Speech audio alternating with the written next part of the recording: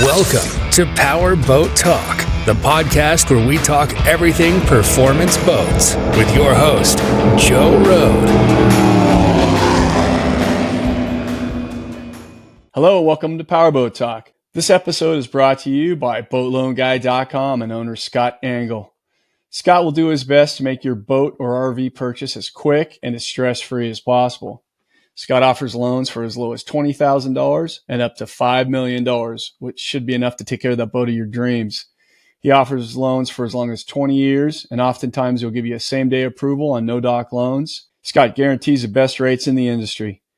Follow Scott on Instagram and Facebook at RV and Boat Loans, or go to BoatLoanGuy.com for more information or to fill out an application. This episode is brought to you by SoCal Jet Boats with owners Brad and Brittany Martin. I had the pleasure of having Brad on episode 28 of Powerboat Talk, so go check that out. SoCal Jet Boats was one of the original online forums and is still a great resource for all kinds of performance boat info. SoCal Jet Boats also has an online store that has a fantastic selection of Hotboat apparel and a full line of jet pump parts and accessories. SoCal Jet Boats is also a great supporter of boat racing out here on the West Coast, and you can find them at most ADBA and NJBA drag boat races and the Southern California Speedboat Club circle boat races. You can also find them on one of the stops on their California River Summer Tour, which is going on now. Follow SoCal Jet Boats on Instagram and Facebook, or go to SoCalJetBoats.com for more information.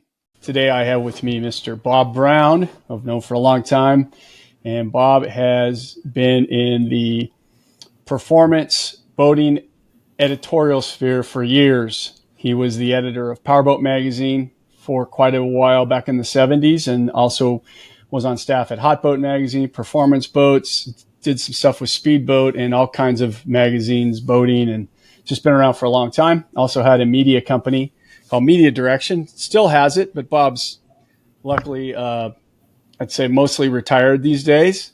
But Media Direction did a lot of media for a lot of the big names in the performance aftermarket. I know you did IMCO and quite a few companies. So anyhow, Bob, thanks for coming on.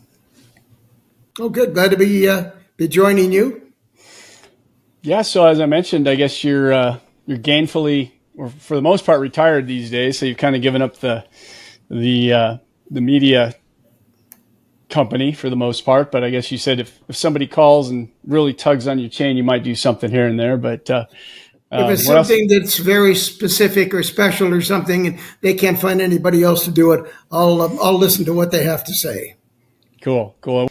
So you stay in contact with any of the guys from the boat industry these days? You go to any races? What's your involvement these days? I still do some, a little bit, some of the older clients that have been around a long time, and I hear from them occasionally, which is good. So, I look at River Davis' spot here once in a while and, get information from there, whatever is truthful or not truthful. Yeah. Good luck on that, right? Yeah, it's always fun to see what some of these guys have to say. Yeah. Hey, and I forgot now. Did you at some point start like a classic boats website or a I did. blog? Yes, I did. I did an online magazine called Classic Custom Boats, and it was really just going to focus on basically flat bottoms and hydros, outboards maybe a little bit, but V drives, that type of stuff. The older stuff, 1960s, 1970s. The classic custom boats. But you just, did that just go away, or you just kind of, is it still out there? I was hoping that it would at least maybe pay for itself, but it's just strange. These guys love content on the internet, but then when you go, okay, well, maybe can you spend $5 a month or maybe $3.50? Yeah. Oh no, I don't want to spend any money on it. So I said, well, after a while, you got to say, okay, I've got other things I got to do. Yeah. The good news, bad news about the internet, right? Good news is everything's free. Bad news is everything's free. Yep, and they want it to be free too. Yeah. But it is fun, and yeah, trust me, I know about that. Spending a lot of time doing something for fun, but it's all right. Keeps us interested. So your journey started, you were the editor at Powerboat from like 1974 to 79, I believe I read. Yeah, it was really, I went to work for Bob Nordskog as a salesperson for his galley company, aircraft galley company. And that was it was in late September of 1973. Because I thought that was going to be good. I'd known Bob a long time through racing, and we had become good friends. And I thought, well, this will be good. I'll get a chance to travel quite a bit because his two salesmen that he had basically went all over the world to sell, his aircraft galleys to various airlines. And I thought, well, that'd be cool. I said, maybe I should do that. That'll be fun for a while. And I was there about not quite 6 weeks. And the editor at that time, Carl Asmus, left Powerboat. And Bob was leaving town. Bob was going on a business trip, going to be gone about 3 weeks. So he came over to my little cubbyhole and said, listen, he says, I got to be gone for a few weeks. He says, and the people down at Powerboat are going to be running amok. So he says, go down there and just watch them. Make sure the magazine still gets out. Carl's not going to be around, and just do it. And I went, well, okay, I'll go down there and watch them, And so I never left. Wow. I went down there, and that was it. And so the day I walked in there, I was the executive editor the day I walked in there. Did you have any background? None. Zero. Wow. So it was kind of learn on the fly. Yeah. Well, that's amazing. Talk about the turn of events, that changed your whole life, right? Yeah, just crazy. Yeah. And I had known the previous editor, Carl Asmus. I knew him for quite some time, and he was going off to start another company. And so anyway, and Bob didn't think he had anybody down there at the magazine to, watch over the employees. There were about 6 employees. Just make sure they come in at the right time and go home and, this kind of thing. And don't take 4-hour lunches and this kind of thing. So that was what I did. But then I had to also help get the magazine out. And at what point did you say I'm never going back to the galley company, or did he say you're never going back to the galley company? No, he says, stay right there. He says, you're doing okay. You're doing fine. So I never got a chance to go back to the galley manufacturing part of the company. Wow. He had a big company. He had almost 2,000 employees at that time. I didn't know it was that. Wow, I didn't know it was that big. Almost 2,000 employees. Mm-hmm. Yeah. Pretty amazing. Yeah, why don't you talk about just for a minute, because he was into a whole bunch of different stuff, right? Sure. Yeah, pardon me. Go ahead and give me that again. Why don't you talk about some of the stuff he was into? Because he was into all kinds of stuff. You mentioned the kitchen galleys. Like, he basically, I don't know if he invented them, but he made his money by doing the stainless kitchen galleys and everything, and went in commercial airlines, right? Yeah, he was basically a metal bender, a fabricator. That's what he was. He worked for, I think he worked for Lockheed. I think he did one back in the 50s. Mm-hmm. And finally, he got up the courage to start his own little aircraft galley manufacturing company, and it grew rapidly. And he also then opened up another company for anything the airlines did on the ground support equipment, lavatory trucks, belt loaders, food carts, ovens, didn't make any difference, coffee makers, refrigeration systems. All of that he made, in-house right there. His major client was Boeing. Oh. And actually he had Nordskog employees. I think there were probably 5 or 6 of them who were actually lived there at Boeing, and they would check all of the incoming products before they'd let Boeing take a look at them and make sure that they were up to the standards that Boeing was looking for. So he had his own team of Nordskog people there at Boeing. Yeah. Wow.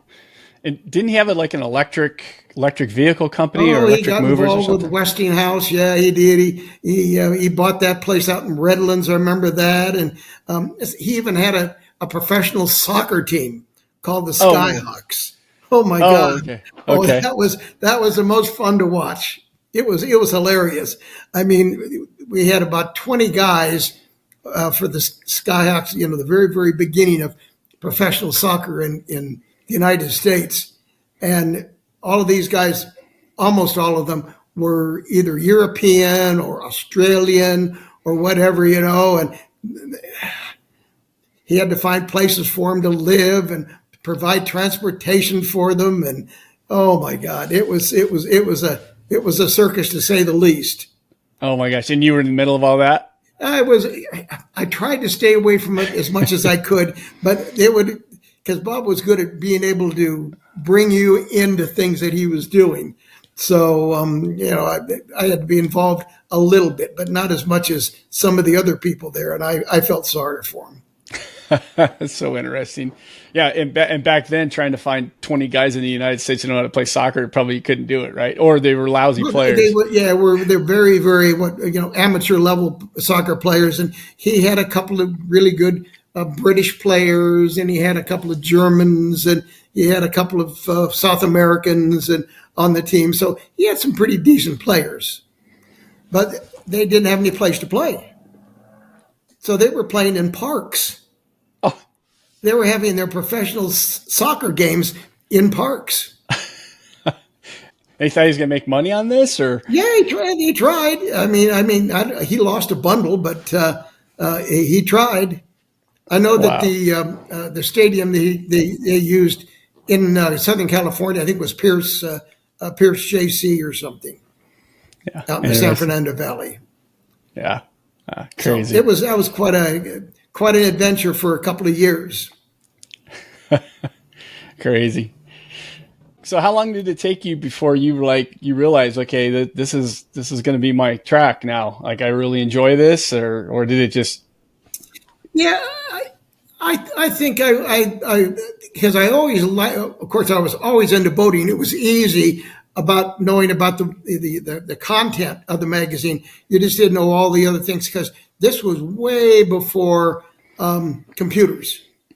Everything was done on artboards, and everything was cut and paste. And it was a much different process of getting a magazine put together than it would be today, where you can just sit at a computer and, create this thing. Mm-hmm. So you had to learn all of that. And it was pretty interesting. It really was. Mm-hmm. But it was about 6 months, probably 4 or 5 issues.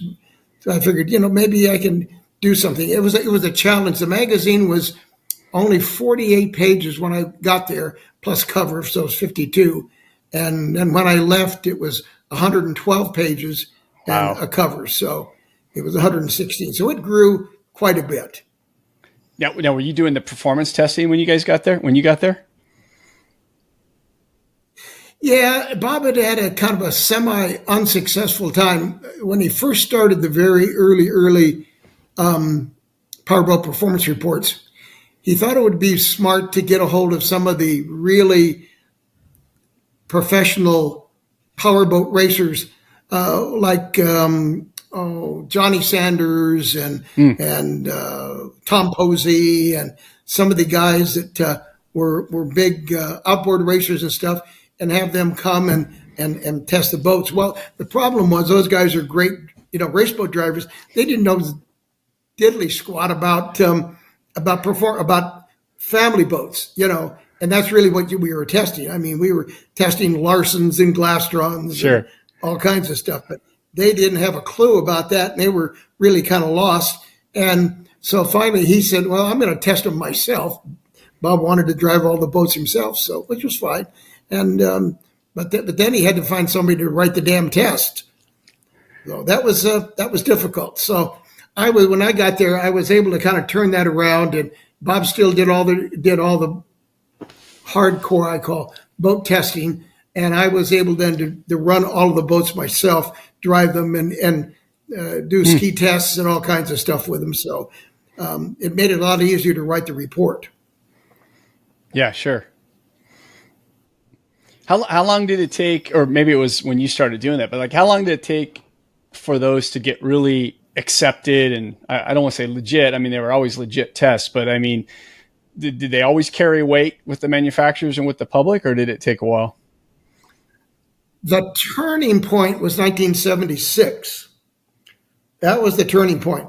And I came up with this crazy idea that if we're going to do these boat tests, we ought to, just like the big car magazines like Motor Trend and that kind of thing, Car and Driver, name a boat of the year. And that stirred things up real quick. They thought that was just the craziest, stupidest idea that ever came down the pipe. But he let me do it. And we did, in 76, we did, the Powerboat Magazine's Boat of the Year. And that was really the kind of the turning point, because it got the attention of all the manufacturers. And even though they criticized it and didn't think it was the right thing to do, it was still important to them. So they got with the program and really jumped on board. The thing that set it off was the boat of the year that we picked in 76 was a Hammond boat, which was Bob Hammond started a new company. The guy who started Glastron was Bob Hammond, and he had gotten through some corporate, whatever you want to call it, things that he got pushed out eventually. And so he went and started his own boat company called Hammond Boats. And so he built a really, really good boat, brought it to the test, and we picked that boat as Boat of the Year. That really set people off. So, did you hear from the Glastron guys? Oh yeah, you hear from the Glastron guys, you hear from the Sea Ray guys, you hear from the Larson guy.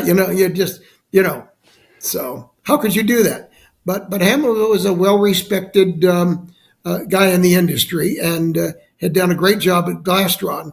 And Glastron was never the same once he was gone. Oh, interesting. Now, the thing I regret is that year we had a Boat of the Year. That was great in 76. And then I think we might have had two other categories. Best styling or something, and best performance maybe. I think we just did a couple of. But unfortunately, after I left, the magazine got a little greedy. Am I allowed to say that? And so what are they going to do, Bob? Fire you? Yeah, I hope they don't take my column away.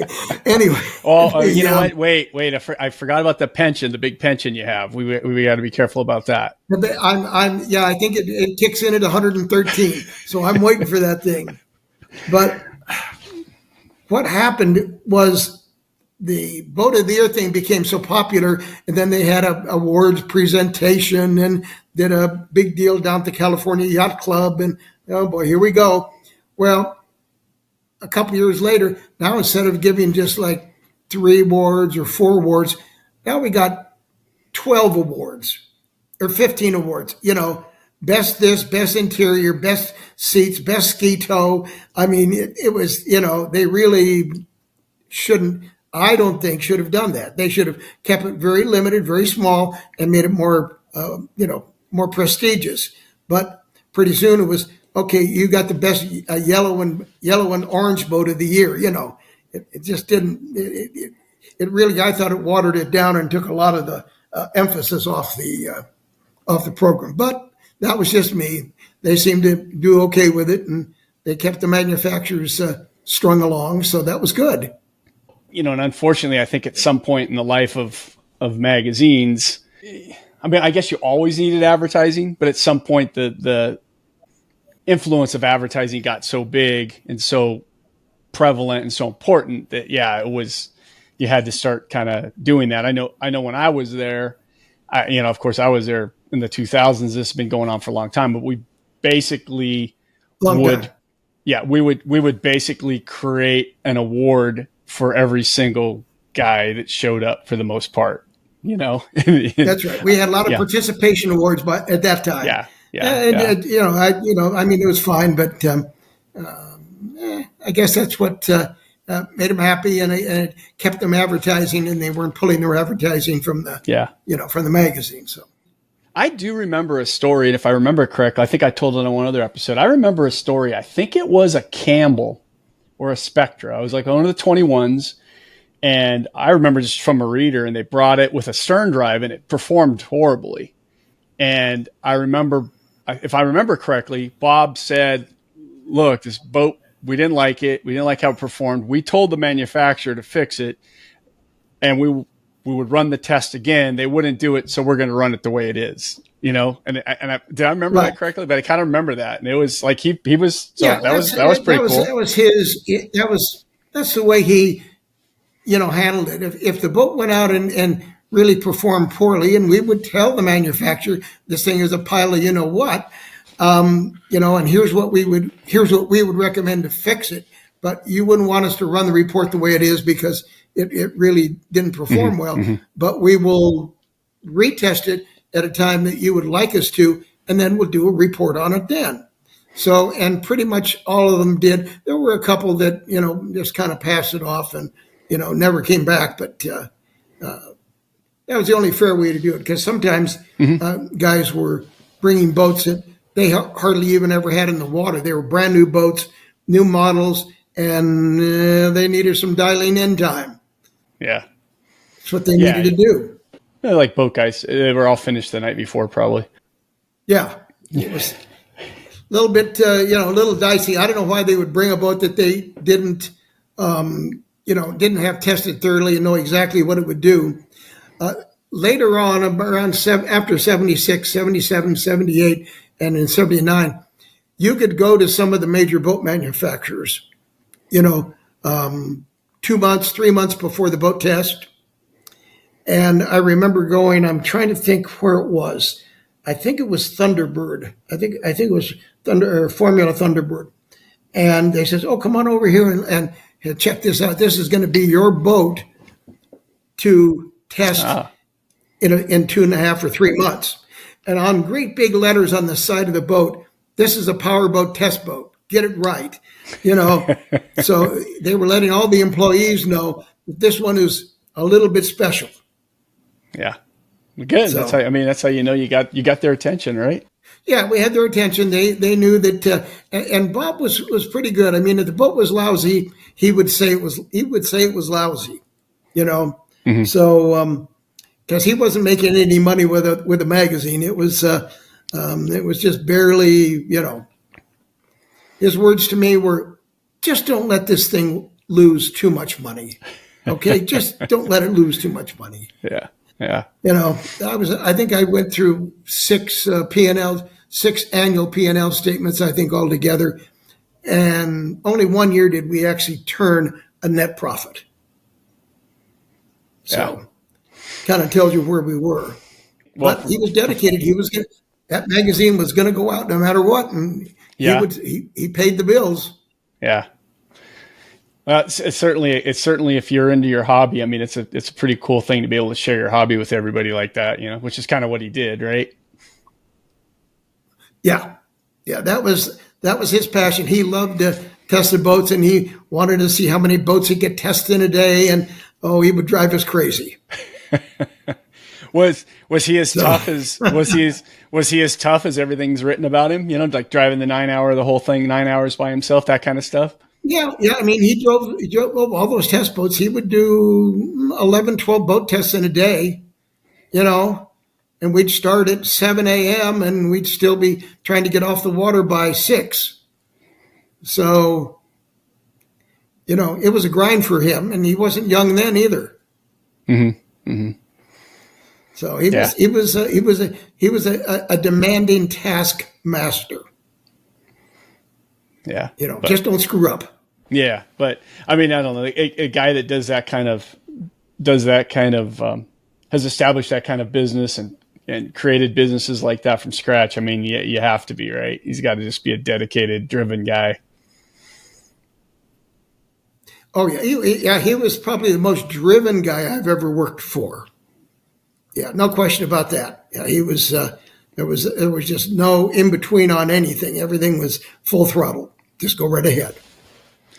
Now you said you met him through racing, so I didn't know. So you were into racing and boats before you got there, huh? Oh yeah, I started racing boats when I was 12. Oh, no kidding. So little outboards and stuff. Mm-hmm. Yeah, so that was around 1960, 1959, 1960. And then I knew him at the Salton Sea 500 and that kind of stuff. So I was pretty well acquainted with him, and then I started to hang out at the Pacific offshore powerboat races that kind of started in the mid '60s here in California. Mm-hmm. Mm-hmm. And he was very involved with the pop brush stuff. Oh yeah.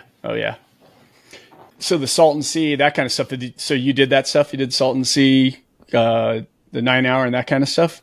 Did Salton Sea in 63, I believe, as a co-driver. My dad we had to cheat on my age, and he had to sign off on it. So it was good. That was back when there was cool dads. Fun races.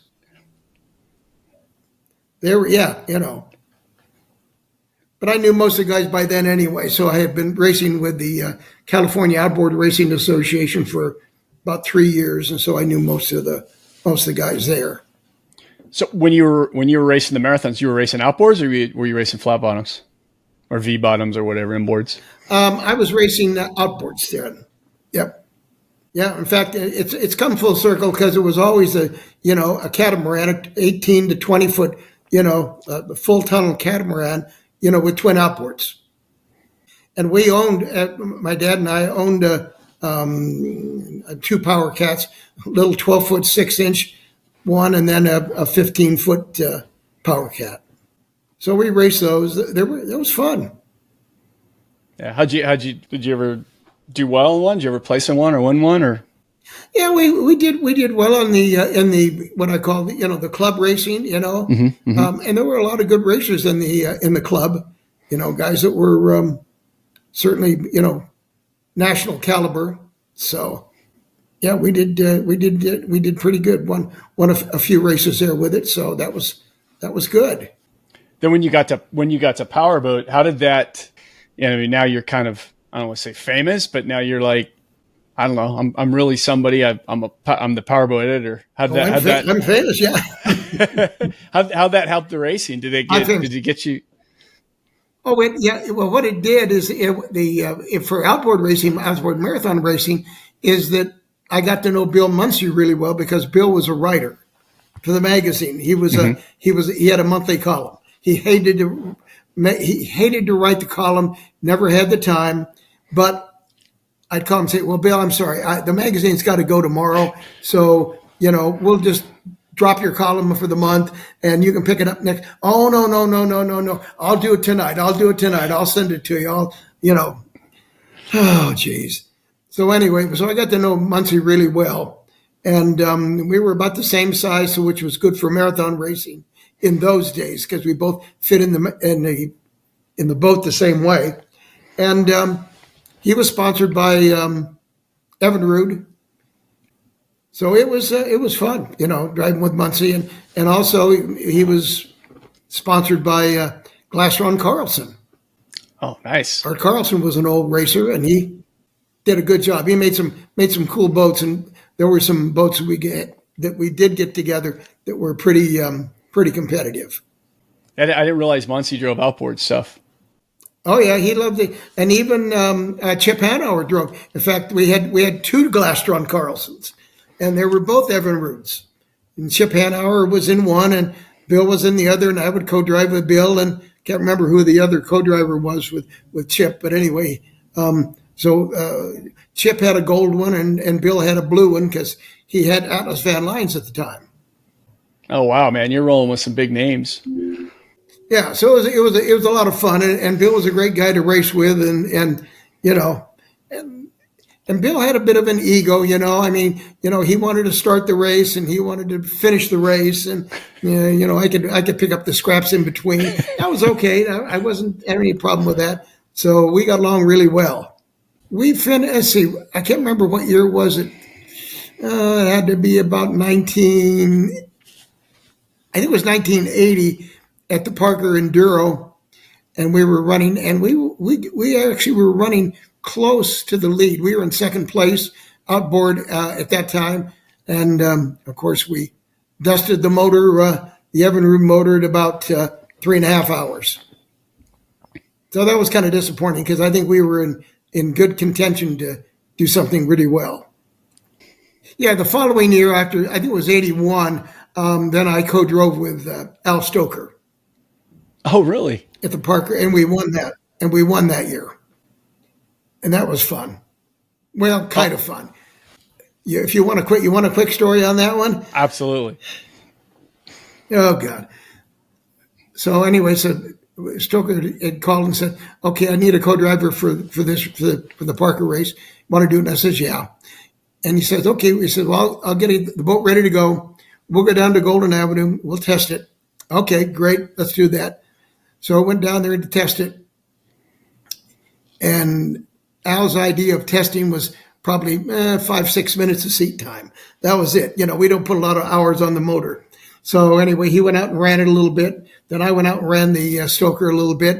It ran really good. Liked it. It was a nice boat. But I mean, I was only like 6 minutes old in the boat. And so then he said, "Well, don't worry about that." I said, "I'd like to get some more time on, driving this damn thing." And I says, "I can't really drive this thing the way it is because, Stoker's a tall guy. He's 6'2", 6'3", with legs as long as, whatever. And I'm, way shorter than he is. And I could barely reach the gas pedal." And he said, "Oh, don't worry about that." He says, we'll modify the seat. And when we come in to make the change for driver, he says, "We'll just make it an adjustable seat and we'll just slide the seat forward and you'll be all set." Oh God. Okay, fine. Well, that's a good plan though, isn't it? Well, anyway, I get to Parker and he's having nothing but engine problems, and is chasing an engine problem. He can't figure out what it is. It's just, he'd been chasing it for a day and a half and just was awful.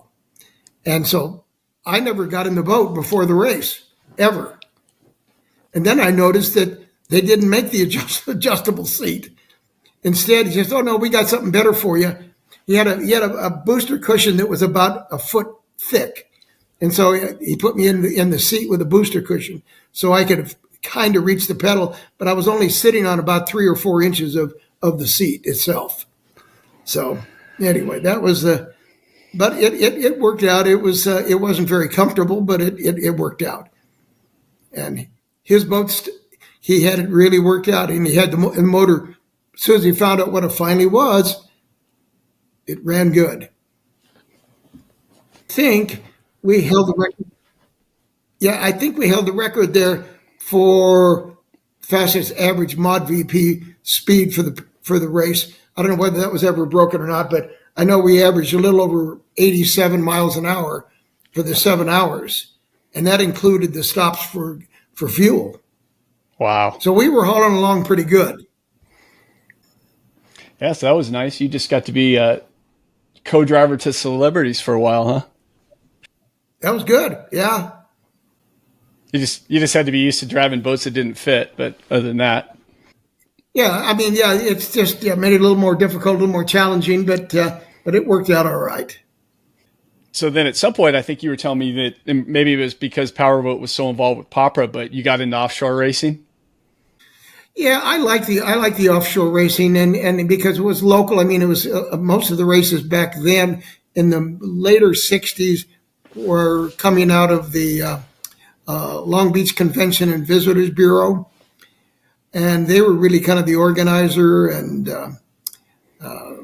it just looked like a lot of fun. And I had been doing ski racing before that, and I was one of the least popular guys in ski racing of all time.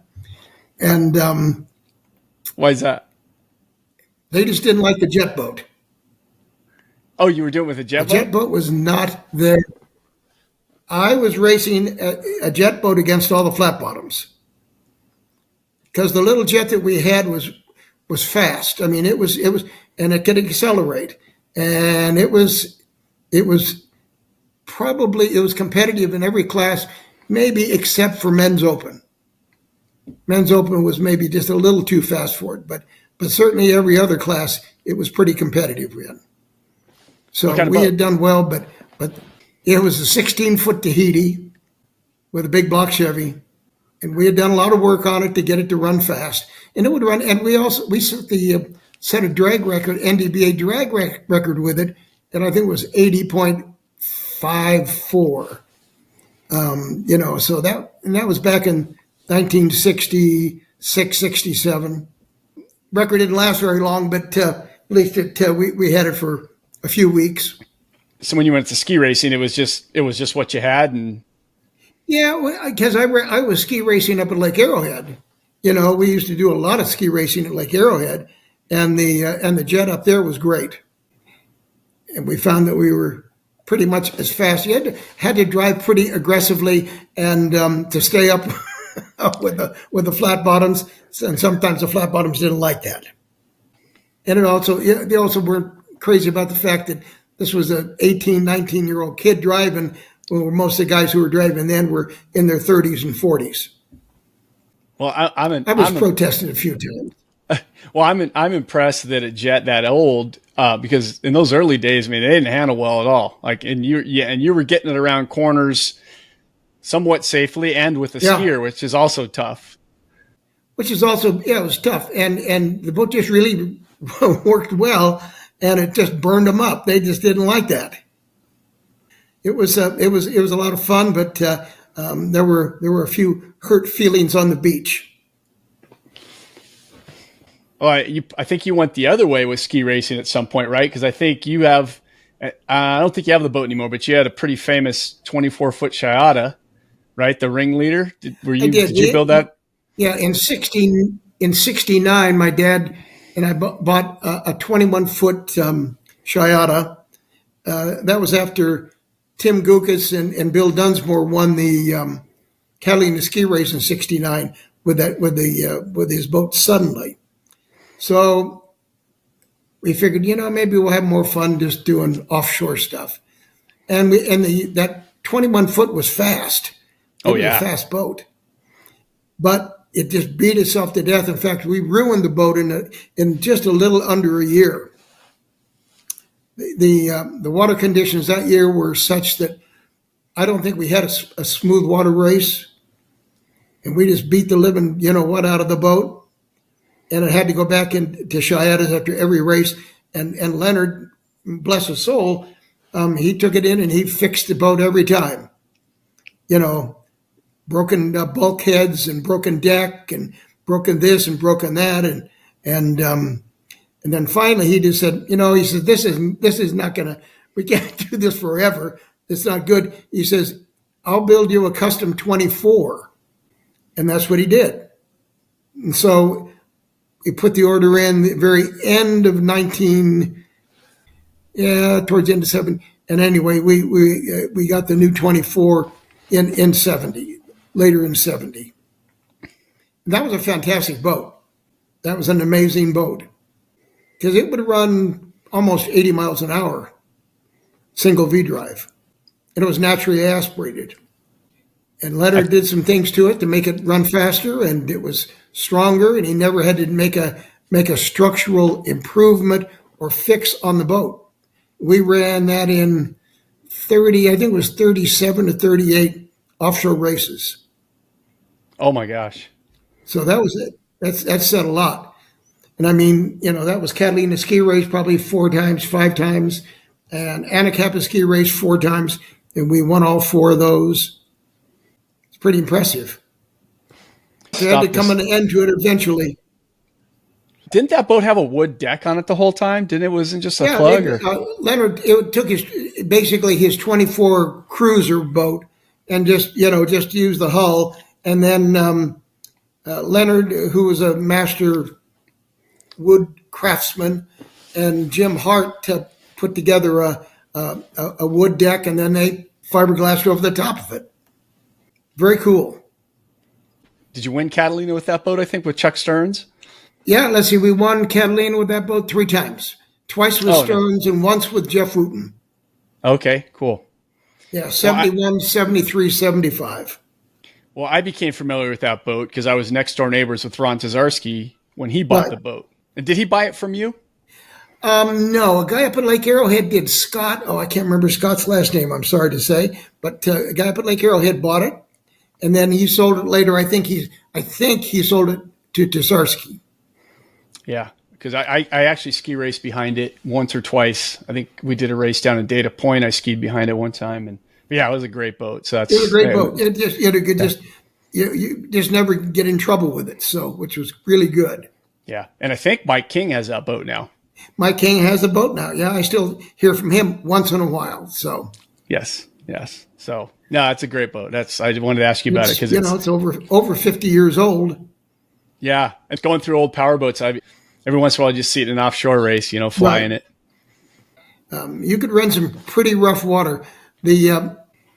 As a comparison, we had a what was it called? I can't remember now. Called the Rookie Run or something, and it was from Long Beach up to Point Furman, down to Newport Beach, and you did 2 full laps of that, which is not a tremendously long race, but it's pretty rough because you have to go through the Huntington Beach flats and you have to whatever. We actually beat the Vogel family, Bill Vogel and his kids, and they had a 28 cigarette with a number 3 stern drive and whatever, and we were actually able to pull them going uphill, going into the swells. And I thought that was pretty amazing that our 24 could outdo the 28 cigarette going uphill. Yeah. So, no, cool. Very, very iconic boat. It's always. And it's still, if you bring it up, it looks great even today. Yeah, I think Mike had it apart. I know at one point, I don't know what the deal was, but I think they splashed the deck. I don't know if he built the fiberglass deck for it or something. Yeah, I know he was doing some darn thing with it. So yeah. But I think it's just sitting there. I haven't been up to his new shop yet, but I think it's just sitting there for a someday thing. Yeah, it's probably a project to be tackled later on. Yes, Mike always has a few of those going. Well, that's cool. Very cool. But then back into the offshore, because I think you were telling me a story. You actually at some point did some races with Tom Gentry. Tom Gentry, that was in 73, the later summer of 73. And Gentry was kind of getting started in offshore racing, even though he was heavily invested in it. He had a couple of cigarette 36s and stuff like that. And so he knew me from a couple of previous races, and he just didn't have a crew for a couple of the bigger races on the West Coast. And so he wanted to know whether I would, go with him in those races. And I said, sure. I said, I'd love to run a 36, with a couple of big motors in it. And it was fun. I enjoyed every minute of it. Tom at that time, I wouldn't say was a very good racer at that time because he had no strategy. All he knew was faster, and then go faster after that. And his finish record was abysmal. I mean, he was a DNF on almost every race. And I was hoping that maybe I could, slow him down just a little bit because he did have a faster boat. He was a little bit faster, but no, that didn't work out. No, he wanted to go fast no matter what. So we burned the motors down in both races in August. It was too bad, but it was a fun guy. I just had Lauren Leibel on. In fact, I haven't released it yet, but we were talking about that, and he was talking about in the old days because the motors just couldn't live like they could now. So he said it was pretty much 3 hours at a time, wide open. Yeah. You got to let them, breathe a little bit and settle down. Yeah, so that's what he said. He goes, that it was a lot more tactical, where they would just all kind of get to a pace, comfortable, and then, whenever who kind of had the balls in the end, they go, okay, I think I'm close enough. My motors can live, and just put them down and let's see what happens. Yeah. So that was interesting. And then also I just read I think I told you I read that book about Carl Kiefer. Right. And there was sections in there when he started building the Aeromarine engines. Right. And Gentry became one of his biggest customers because it was the first time he kind of really got some motors to live. So that was interesting. Yeah. So yeah. Gentry was one of the few, and then Dr. Magoon, Bob Magoon, was the other. KK for Air Marine, and everybody else was still using Mercruiser stuff. Mm-hmm. But the Aero Marine motors were based on a 454 block. Mm-hmm. Mm-hmm. Regular 454, 60 over, so they were 468s. Mm-hmm. And the ones for Mercruiser, they were tall blocks. So they were 482s. They were 42, and they were much lower RPM engines. They would run 5,200, 5,300, maybe 54 at the very most, but most of the time 52, 53. And the Keycaver motors would run over 6,000. Carl was asking those motors to do quite a bit to run, but they did make horsepower. They did make power. Well, if you get a chance, and I've probably mentioned it 100 times because I think it's so cool, the book, that I'm so surprised that a guy in such a small industry like our marine industry, the guy who wrote the book, just found, he's got letters and interviews, and Keycafer, he recorded a lot of his phone calls and stuff. So this guy got a hold of all of them. So it's a great book. It's really interesting. But the theme of Keycafer's life was he was just a stud. And he was driven and just maniacal about making things perfect. And he really burned a lot of his people down doing it. But it was amazing when he was doing those engines, because I think at one point, and he'd only been doing it for 2-3 years. At one point, he won something like 59 out of 61 races with his engines or something. It was just unbelievable how he just went up against Mercury with these engines, and right. And he just decided, I'm tired of buying. I don't want to, because he was. I think when he first started, he was still working at Mercury. They kind of let him do stuff on the side to keep him happy, and sure. So he was. It was all about, I want to make sure that the guys that I used to work for know I can do this stuff, But I think in the end, he realized he wasn't making any money on them. But it was a testament to how methodical the guy was and how smart he was. Yeah, he was very driven, and he was very smart guy. Very smart guy. I think you told me too, didn't you know him pretty well, and didn't you do some stuff with him? Yeah, I got to know him pretty well because I was in the Gentry boat, and he was concerned, or always very interested in how that boat was going to perform, and this kind of stuff. So he would add his comments about the boat and that kind of thing. So and Gentry always, almost in every race, he would be leading at some point, no matter what. Wouldn't finish, but he would be leading. Jeez. Wow. So was that your extent in offshore racing? Or did you do a lot more? Well, I did, as I say, I did the 24 Schiada. I offshore raced a ton. So, but in big boat stuff, that was really the major part of it. But it was fun. I enjoyed it. It was good. Man, you got to touch a lot of different stuff, huh? Yeah. And then by the time, then after I sold the 24, I think it was in, oh gosh, I don't know. I sold the 24 in 76, 77, whatever, and it's time to move on. Now you have a wife and you have a couple of small kids. Yeah, hard to justify spending the money and doing everything. Yeah. Do I go boat racing or do I go to a little league game? That's right. Yeah. The kids got things they got to do. Where you go, you're not going to the boat races. So. Yeah. No. I think it's a pretty similar equation to most guys, except for the guys that have enough money to fly in, fly out, and. That's right. Yeah, and that's the way Gentry did it. He flew. We never knew. We would put the boat in the water.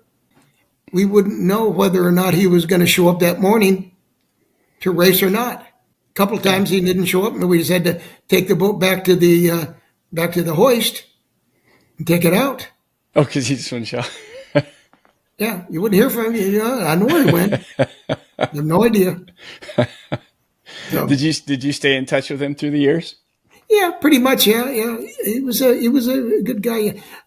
It was interesting because in '73, when I was going to be in the boat for 3 races with him, he had been in South America for races before, a few months before that, and he became absolutely mesmerized with a young lady that was, less than half of his age. And so he brought her to Southern California, and she spoke almost no English, just a little bit of English. And of course, he was off running around, whatever, and she was, but anyway, fortunately, my wife was there, and she was about almost the same exact age, and that was Nora, who later Tom and Nora, married. And so they basically palled around together, which was good. Yeah, interesting. Well, and he got crazy with it. I mean, his investment in it and time and money and equipment, and I think he ended up buying like Race Arrow at some point, and I mean did all that stuff. Yeah, I mean, at one time there he was flying pretty high. I mean, he was the largest producer of homes in the Hawaiian Islands. Okay. So that's where he was making the majority of his money. I don't know if you want to talk about it. So how did your tenure at Powerboat end? Did you just decide to move on, or? I knew Bob Nordskog died in July of 1992. And I knew, and it was very sudden, nobody expected it or whatever. And I knew right then that the magazine would never be the same. It was going to change. And I told myself, this is the time I need to wave goodbye. So you were the editor till 79, but then you stayed on after that. I stayed on from 79 to July of 92 as a senior contributor, senior editor, whatever. I still wrote a column every month, and I wrote usually at least one feature or two feature articles every month. Gotcha. Okay, but then did you start your media company at that point, somewhere in there? I started the media company, though, in 79, April of 79. Okay, gotcha. Yeah. Okay. You were full-time in your media company, and you were doing the Powerboat stuff kind of part-time. As a side Gotcha. Gig. Okay, gotcha. I didn't realize that. Okay, cool.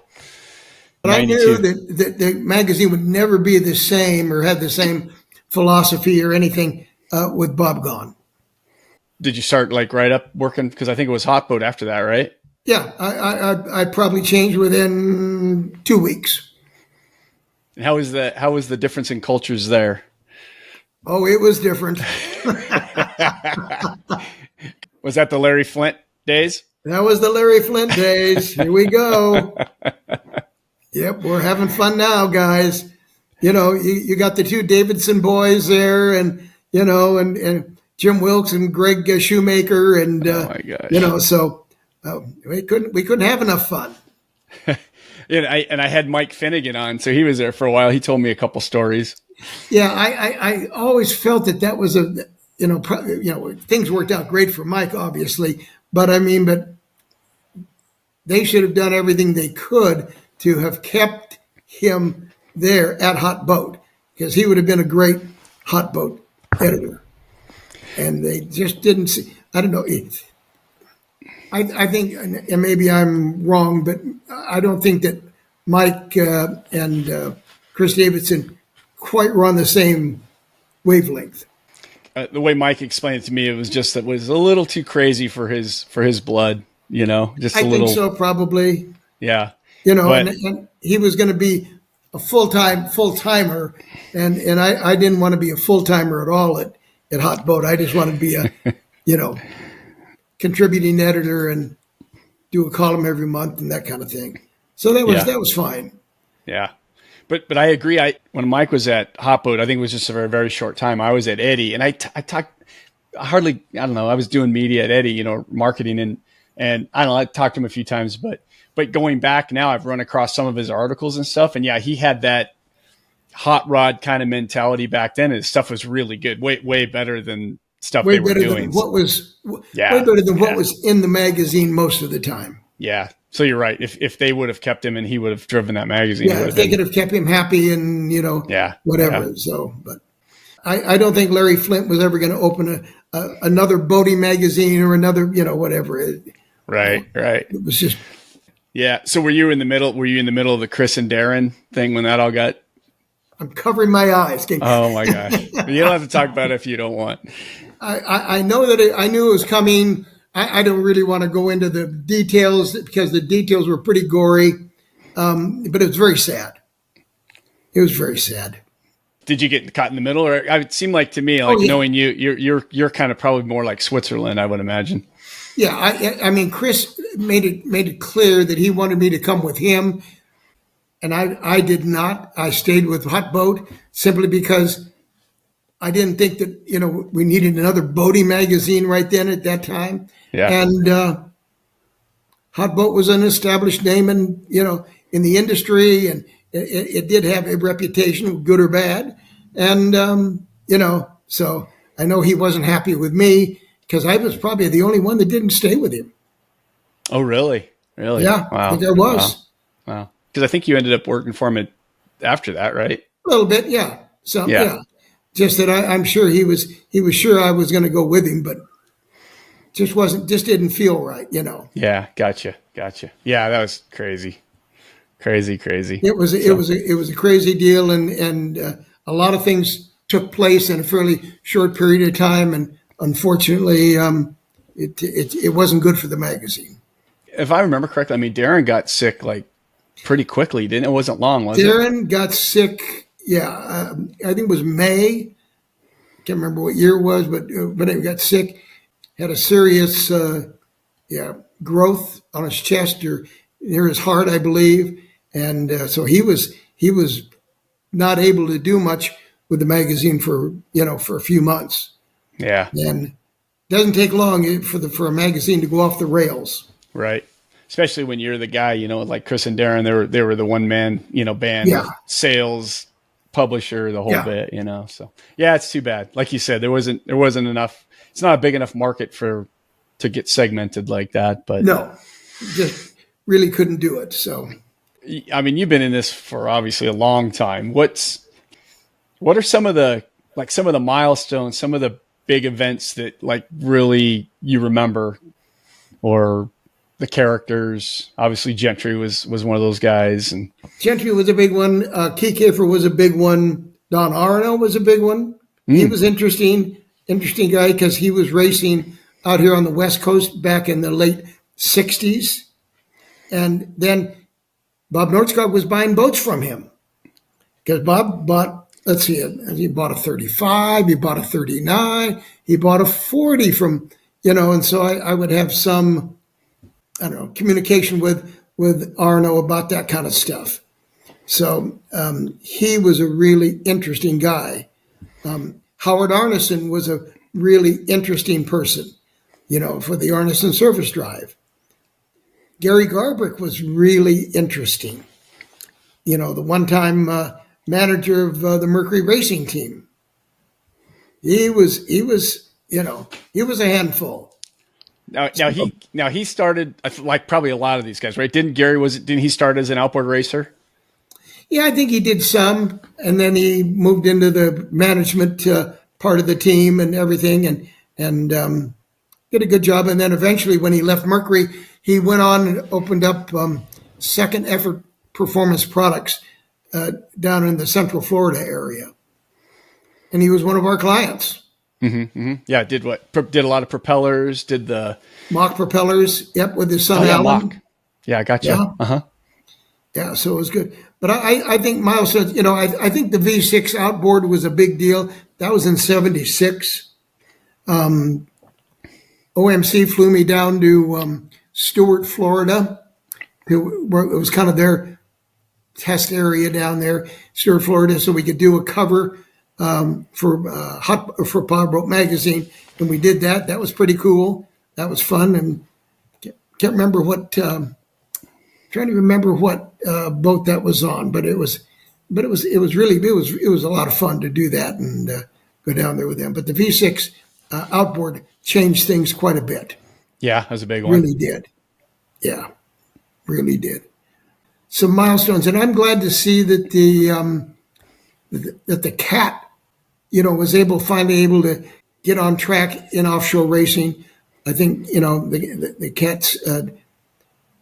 The Kudu that was a Ron Jones designed and built boat for Maury Fortney. It was called Senior Zippe, I think it was.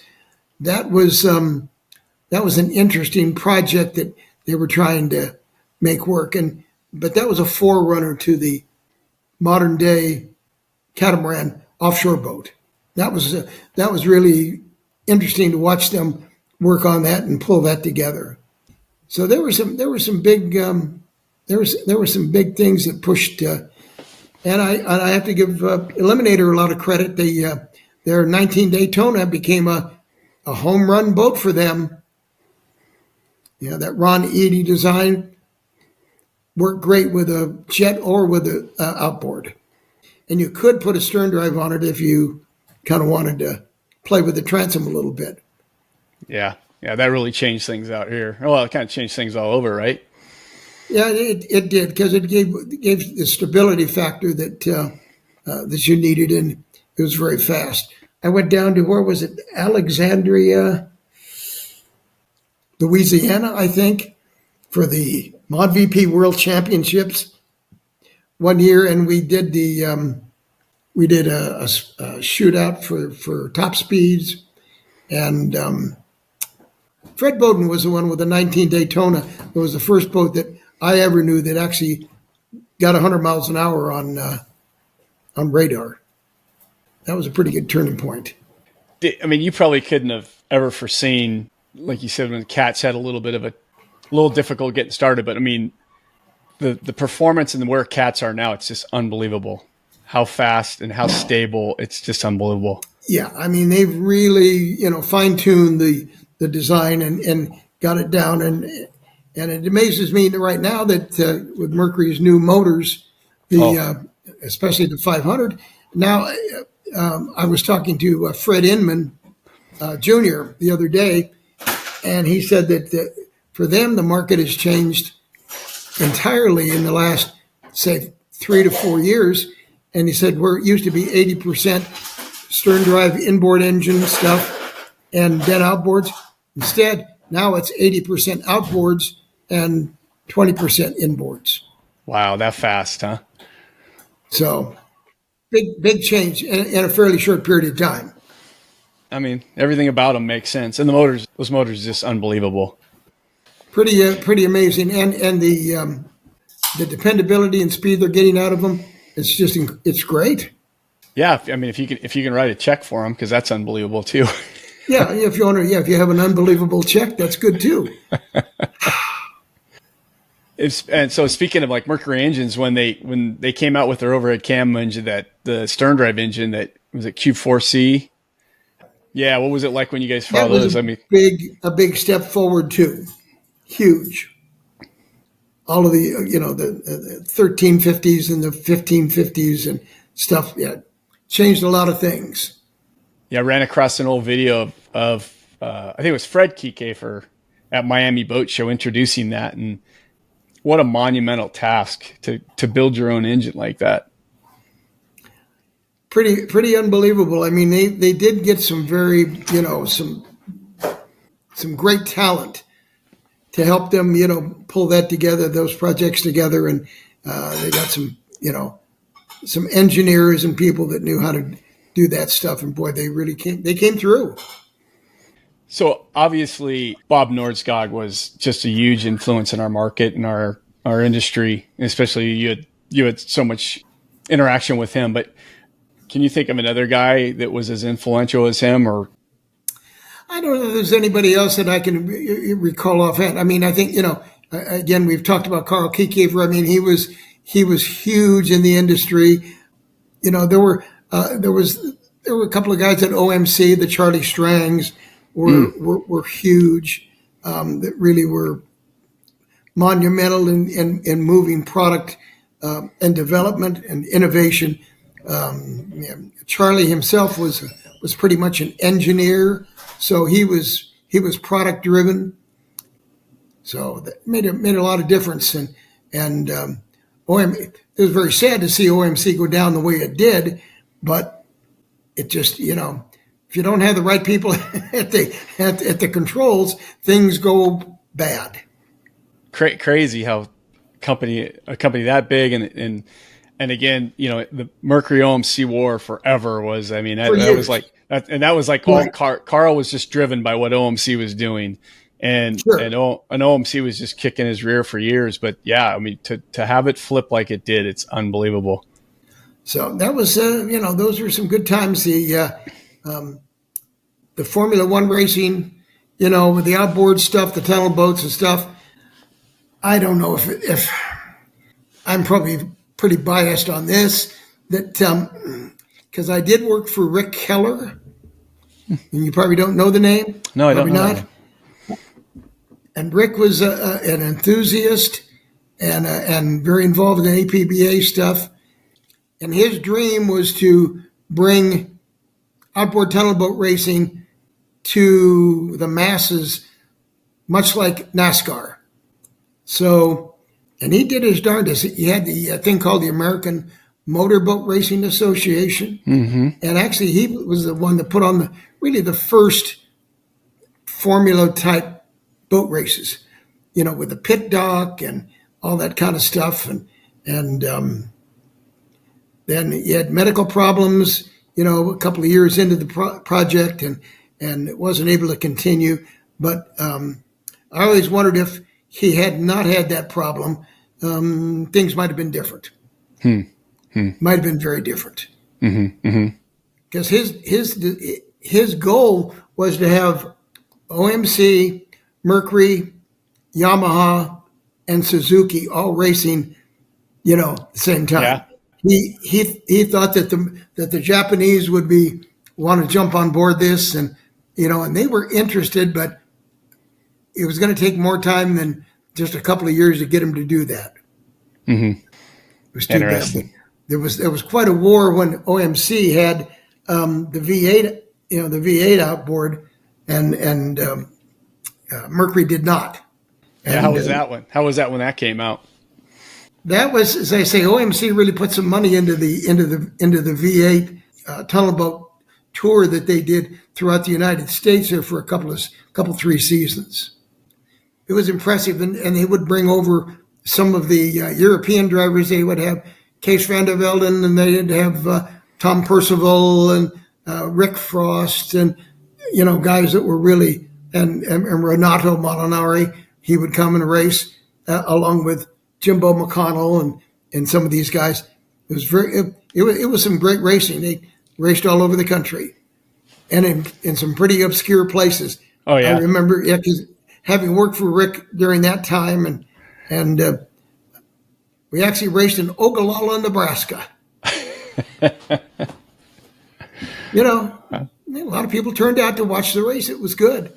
Yeah, yeah. So, but it was quite an adventure with the V8. So I got to announce, be one of the 2 announcers for the races for OMC, and Bruce Flanders was the other announcer. So it was Bruce and myself that were announcing the races. And Bruce was the voice of stadium motocross or stadium flat track racing, speedway racing. Gotcha. So he was good. He was very good. Yeah, the V8s. Somebody just posted an old restored one of those F1 boats with a V8 on it. Yeah, I posted a video. It's pretty cool. I'm like, I forgot about those. So, and Tim Siebold's doing a really good job right now, really promoting that stuff in the U.S. And I'm sure you saw this, but they actually got together and ran a couple races with the offshore boats, same venue. So that was I heard they're pretty well attended and people really liked it. So pretty well attended, yeah. Yeah, it really is. Probably the biggest failure that I see in boat racing is that there are not enough or even any good venues to race at. Where you can really see the racing, be up close to it. I still think, Long Beach Marine Stadium was still the best of any place to race, whether it's inboard circle boats or whether it was tunnel boats or whatever. Fantastic crowds, and you just couldn't help but be excited. And then City of Long Beach has turned their back on boat racing 100%. Very, very sad. And I don't think it'll ever come back. I don't think we'll ever be able to turn that around. Yeah, same with Miami Marine Stadium, too, was the same kind of venue. Miami Marine Stadium was good, too. Yeah, it was good. But other than those places, I mean, now you're going to rivers and places where you can't really see the event all that well, and there's not a lot of places to sit, and it's pretty primitive. Yeah. And obviously, cost is just the cost is just so prohibitive. Although, I think the Enduro's done a pretty cool job. I mean, it's sacrilegious almost to put a mile per hour on a race, a cap on the speed. But yeah, I know. But on the flip side, it's like, well, at least we're racing and you're getting some participations going up, and there's at least something going on. Yeah, I mean, I wouldn't care for it. Wouldn't want to be wouldn't want to be a participant in that. But at least it's better than nothing. Do you ever see, now that you said that, you ever see yourself getting back in a boat at all and doing a race? Oh, I think about it all the time. And then I only have to mention it to the wife, and then that's the end of that. All over. Completely done. Yeah, I know that. I agree with that. No, I don't have the reflexes and don't have the coordination that I had 45 years ago or whatever, and no. Yeah, and I think we would be underestimating the pounding and how we would feel the next day, right? Right. Yeah, because you could, especially in the offshore, I mean, those races would last 3 hours and a half, whatever. It could be pretty brutal. Yeah, and you were doing it before there was basically, they basically run laps in breakwaters now. I don't understand offshore racing running, laps around a lake or whatever, and that doesn't make any sense to me. It's got to have some navigation, in it, and don't have great big orange buoys sticking up out of the water to show you where to go. Yeah, and I've had some of the guys talk about it, and one thing they're saying is that the races can be won and lost in the first straightaway in the first turn because you can never make the time back up because the water's so flat, and then it's about how you carry momentum through turns. I'm like, that's kind of not offshore racing. Yeah, I mean, that's a style of racing, but it's not what I would call offshore racing. Yeah. So. But again, it is what it is, and just not the same thing. Very, very different. Yeah. So have you paid attention to the Ocean Cup series and what they're doing? Kind of running some of the old courses? I have a little bit, yeah. I went down to see the guys with that big 43 or 46 footer that set a record from San Francisco Golden Gate down to Long Beach and stuff. Patriotic Duty guys, is that one? Patriotic Duty guys, yes. And that was interesting. I thought that was a pretty impressive exhibit of determination and dependability and everything. So I thought that was pretty good. Nordskog was just crazy about doing these marathon runs. And, we're going to go from North America down to South America and then around South America and over to Africa. And it's going to be no. That had to be interesting for you guys trying to follow that. And I'm sure he brought you guys into that. I know Eric Nordskog was telling me some of the stories about. Right. Yeah. I went down there with, obviously Eric was there. He was very involved in the event. And I thought it was well done. Yeah. But as far as Bob's runs. It'd be more fun if there were, say, maybe 15 or 20 boats and doing it at the same time. That'd be a lot of fun. Yeah. Yeah. It'd be really cool. Yeah. I think Eric told me one of the runs, he told me one time they broke down somewhere and Bob had to fly to get apart, and him and Norm had to sleep overnight in some abandoned trailer or something. But yeah, fog. Sure. And yeah, I'm sure it was a whole different deal because you actually had to navigate when he was doing all that stuff too, right? Yeah. The ocean thing is a whole different thing. And water conditions and fog are two of the big obstacles. If it's flat like a mill pond out there and you can just go like hell, that's great. But, you don't get too many days like that. And if you get caught in the fog, then it's not fun at all. Like as a staff, did you guys get drug into that stuff? Yeah. Oh, yeah. Bob, you hear what Bob wants to do this week? Yep, Bob Nordskog set diesel records, diesel KT records. And we're going to go down to Salton Sea, beautiful place, and set up a course and go round, around, 1 hour record, and then the 2 hour record, then the 3, and oh man. And you're like, I got deadlines. I got a magazine to get to the print. Yeah, I got things are going on besides just watching this boat go round and round. Awesome. He was driven for that stuff. It was, he did a lot of pretty amazing things. And when you're doing that stuff, I mean, looking back, like that was like one of one situations you could have been in, experienced that stuff, right? Oh yeah, we had plenty of those opportunities. Yeah, so awesome, awesome. Well, hey, I don't want to keep you any longer, but anytime you want to come on and talk and tell us more great stories, you just let me know. So, well, I think we can probably still find, there's probably still a couple of stories left, things that we haven't talked about. I could probably go on for hours talking about boat shows. Oh my gosh. Because I was doing boat shows for the Southern California Marine Association for 18 and a half years. Oh my gosh. And, and then we did Havasu show for 11 years. Oh, I forgot about that. You started the Havasu show, right? Was that you? Well, the Havasu show was going on for a long time because it was the Marine Association show. Mm-hmm. But when I took it over in 2012, the 2011 boat show, not to hold it any longer, but 2011 boat show in Lake Havasu had a total of about 27 or 28 exhibitors. That was it. It was in bad shape. And that's when Jim Schalscheider, who was the president of the Marine Association, got a hold of me and said, why don't you come out here and do that show for us and put it on? And I says, well, sure. I said, we can do that. And that was a lot of fun. I enjoyed doing that for a number of years. That was a good project. Because that show went from I'm glad you I forgot about 27, 28 exhibitors up to somewhere between 130 and 140. So it was it grew, and it had generated a lot of revenue for a lot of boat dealers and boating manufacturers. Well, I know when it came along too, it was like, okay, we needed that because the LA show had kind of petered out, and LA show, and that's a whole nother story that we can go. Yeah.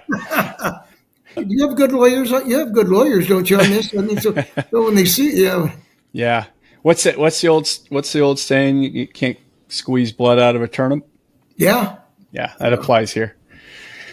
So, but I the last couple of years I've tried to do something with the LA. Was it the Bart Hall guys, and I've told a lot of guys, younger guys in this industry, and you'll be able to relate to this. I'm like, you guys, in the old days, the LA show was it. LA show was it for the West Coast region. It was it was, I think, the third or fourth largest boat show in the United States. I believe it was, consumer show in the United States at one time. Pretty darn good. Yeah, it was like it went from like a Friday to 2 weekends to the following Sunday. So it was like, what is that, right, 10, 11 days or whatever. But every Friday and Saturday night, that was the place. Everybody was there, and it was packed. And so I tell that story all the time because it was unbelievable. And being in the aftermarket, when I first started, I was working for my dad. We had an outboard repair shop. So I would go work in the Evan OMC booth just to try to get jobs. But man, whatever week that was in February, March, it would basically the light switch would turn on for the season. When boat show came, the next week we were buried, and it didn't stop until October, November. That was the purpose of it. It was to kick off the season and get everything started. Yeah. But it was pretty amazing, and I wish it'll never be the same. But I wish that they would these guys doing some of these shows put a little more energy into it. But you guys did it at Havasu probably was the closest thing to, because you had, I think you did like a boat show, or you were giving away some, Right. getting some of the boats just to show up to display, and so. And I think I didn't go this year, but the last few years I've gone to really good. I mean, it's way better than the LA show. Yeah, good job. Glad you brought that up. I kind of forgot about that. Yeah. Different deal now. That's for sure. Yeah. Very different. Hey, you know what? We've got golden pieces like you around to help us remember it. And oh yeah. Well, yeah, because people, people say, "Wow, look at that Salton Sea race. That was really." And I go, "Yeah, it was something." Yeah, I mean, I was there, and we did it a couple of times, and or the Parker. I went to the very first Parker event. Parker Hanauer, just amazing. Yeah, the number of boats they would put on the river. Yeah, amazing. I was doing some research on it and looking up some history, and there was in the outboard war years, there was some races when there'd be like 30 factory teams there, or something like that, like just a huge number of factory teams out Evinrude and Mercury. So it's just a different deal. But. Yeah, they, as I say, the factory guys back then, OMC and Mercury, they had their 4 or 5 particular boats that they were, but then they were loaning motors and doing stuff for a number of what they call the independent guys. The guys that they were counting on to do well, in case the factory boats didn't make it or whatever. So they needed to cover their bet to have some of the good independent guys have good equipment too. Gotcha. Yeah, and then our poor V-Drive guys didn't have a chance at that point. Once the outboard tunnel boats kind of got dialed in, and when it was 9 hours, then it went to 7 hours, then it went to 6 hours or whatever. But still, it was pretty much impossible to get the inboard V-Drive guys to be able to run that long, that far, that fast, to be able to stay up with the outboard guys. Very unlikely. The only thing that was maybe pushing it was the KT boat. When Mitch Lemke won with his V12 Jaguar, he was pretty dominant out there. He had the power, and they were able to keep that motor together, and everything worked. The KT boats were pretty impressive at Parker. Yeah, I think Lemke, he was the first V8 guy for years, right? He won, and then I think the years afterwards he didn't. I think he was. V8. Yeah, another V8 guy didn't win for years. Speed Marine. Yeah, interesting. Yeah, cool stuff. Bob Nordskog had a KT boat for a while too, right? And I think Nordskog. He had a bunch. He was in the. I think he was in the business of restoring, outboard tunnel boats, and converting them to KTs. I know he had KT4, he had KT5, he had KT6, and then he had one more. He had a Jones, and he had like 3 or 4 different styles of them. He had a glass Molinari, I know, Glassstone Carlson Molinari. He had one of those. So, and you didn't need a big motor in there. You could run a small block V8, and you could. I think the number 6 boat, the glass boat, I think set a kilo record at 125. This was 40 some years ago. Yeah, crazy. It's pretty good. Yeah, and I think the family. I don't know if Eric had it or somebody in the family, just maybe 2-3 years ago, just sold it because I know they were trying to sell it. Yeah, he had it up for sale. I know. I don't know who bought it, but I was thinking, I go, maybe I should buy that boat. Maybe that would be fun. That would have been a cool piece to put in your garage. Again, I don't think the wife wasn't very enthusiastic. She didn't seem to understand. Yeah, good stuff, man. Yeah. Well, thanks again for sharing. I appreciate it. And well, anytime, Joe. I hope that it'll be interesting enough to keep a few readers or a few viewers anyway, watching for a while. Yeah, well, you're doing a great job with the interviews and things on the Powerboat Talks, and getting some good people there to talk to. Thanks. I appreciate it. And that's important. I mean, yeah, a good mix of different ones, and guys that have expertise in different areas. That's great. I just do it because it's what I you and I have had, I don't know, 10 conversations probably where we get off in the weeds on this stuff, and I love hearing it. So, it's just, I get to, I'm just going to share with other people, because I'm lucky enough. You're in the same boat, right? We're lucky enough to be in this industry long enough that we know just enough. I mean, you know a lot more people than I do, but I know just enough people that can connect me with some people. And then, sure. And I will tell you, with doing this, I've been doing it over a little over a year. That's probably been the thing that's been the most surprising, is how cordial people have been. I mean, I reached out to Michael Regan a couple months ago, right? You didn't know me from Adam. Got right back to me now. Like, we text, like, guys are, I think it's just the love of boats. I told you, I says, you should have had me on with Michael, because I can doesn't bring matter up the story of when he was. This was in the 1970s, and he was selling men's suits on Ventura Boulevard at a small clothing place there. And he was a wild hair, I'll tell you. Yeah, well, he's a good guy. But again, I mean, the thing was, like, I use him just because he's a big name, but like, everybody's been very cordial, and it's hard to get to know everybody because it's a pretty well populated industry. Mm-hmm, mm-hmm. But it's been fun. So thank you. Thank you for adding to the collection, and we'll do it again. We'll just jot down the ideas, and we'll try it again. And we can go over boat shows and. The greatest boat shows of all time, the Chicago Boat Show. Oh my gosh, yeah. Imtech, oh my gosh. Yeah. I miss that almost more than anything.